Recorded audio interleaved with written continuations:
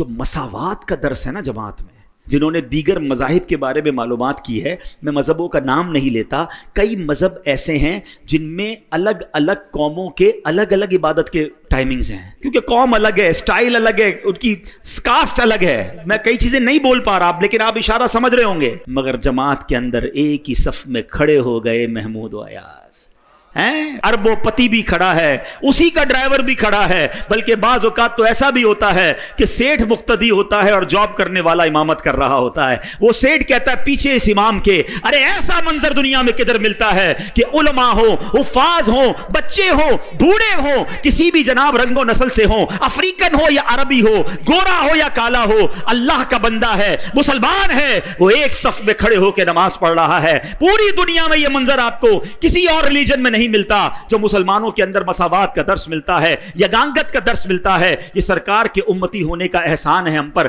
جب یہ منظر میرے رب کی رحمت ملاحظہ کرتی ہوگی، کیسی رحمتیں برستی ہوں گی.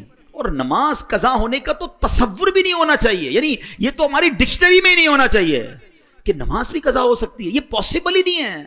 آپ اگر چاہیں گے نا نماز پڑھنا، راستے خود نکلیں گے. آپ ٹرین میں بھی پڑھ لو گے، آپ جہاز میں بھی پڑھ لو گے. آپ بس اگر چاہتے ہیں، کھانا بھی تو کھا ہی لیتے ہیں نا. لوگ کہتے ہیں یار 4 نمازیں تو پڑھ لیتے ہیں، فجر نہیں ہو پاتی. کیوں بھائی؟ کہتے ہیں آنکھ نہیں کھلتی. بڑا عجیب بات ہے، تمہاری فجر میں آنکھ نہیں کھلتی. کبھی ایسا ہوا کہ صبح 7 بجے کی فلائٹ اس لیے مس ہو گئی ہو کہ آنکھ نہ کھلی ہو؟ 7 بجے کی فلائٹ تھی تو رات تو سویا ہی نہیں تھا میں حضرت، خوشی کے مارے 4 بجے ایئرپورٹ پہنچ گیا تھا. کبھی 8 بجے صبح آفس کی کوئی امپورٹنٹ میٹنگ مس ہو گئی ہو. اسکول پہنچ جاتے ہیں ٹائم پہ، کالج پہنچ جاتے ہیں، نماز ہی مس ہوتی ہے، آفس میٹنگ پوری ہو جاتی ہے، فلائٹ ٹرین سب ملتی ہے. اس کا مطلب کیا ہوا کہ جو امپورٹنس فلائٹ کی، ٹرین کی، میٹنگ کی ہے، وہ امپورٹنس آپ کی زندگی میں نماز کی ابھی ہوئی نہیں ہے. ورنہ کچھ بھی ہو جائے نماز کیسے چلی جائے.